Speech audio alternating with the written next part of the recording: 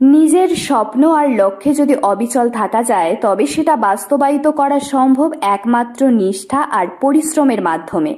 দাঁতে দাঁত চেপে লড়াই করলে সেই লড়াইয়ে যে সাফল্য পাওয়া যায় সেটা সর্বজনবিদিত। সাফল্য পেতে গেলে থাকতে হয় সবসময় পজিটিভ, যেন আশেপাশের নেগেটিভ কোনো কিছু স্পর্শ করতে না পারে।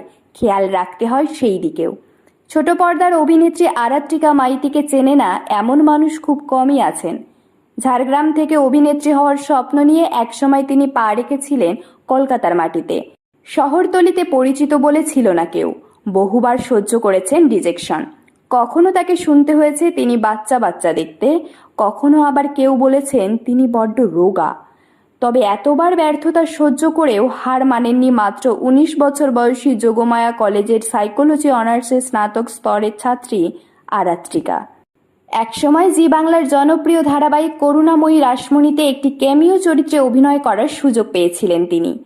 যদিও দৃশ্যটিতে ছিল না কোনো সংলাপ, তবে মন খারাপ করে বসে থাকেননি আরাত্রিকা। মায়ের হাত ধরে চালিয়ে গিয়েছেন লড়াই। একসময় সান বাংলার অগ্নিশিখা ধারাবাহিকে মুখ্য ভূমিকায় অভিনয় করার সুযোগ পান তিনি। তারপরেই সেখান থেকেই সুযোগ আসে জি বাংলার খেলনা বাড়ি ধারাবাহিকে অভিনয় করার। এরপর আর পিছনে ফিরে তাকাতে হয়নি আরাত্রিকাকে। বর্তমানে বাংলা বিনোদন জগতের একজন জনপ্রিয় মুখ তিনি। খুব কম বয়সেই নিজের অভিনয়ের দক্ষতায় তিনি মন জয় করেছেন দর্শকদের। তবে তার চলার পথ কখনো সহজ ছিল না। সহ্য করতে হয়েছে অনেক কষ্ট, পেরোতে হয়েছে অনেক বাধা, অনেক চড়াই উতরাই।